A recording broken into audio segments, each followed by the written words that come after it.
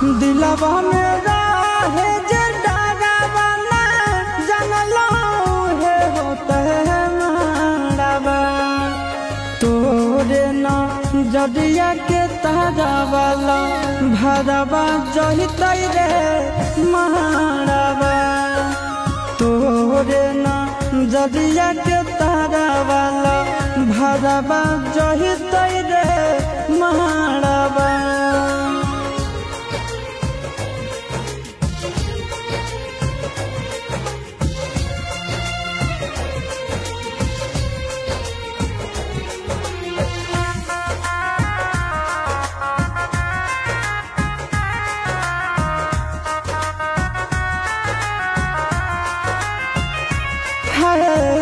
बैरी बियाहुती सड़िया बैरी चुना दिया ले गई जनुआ।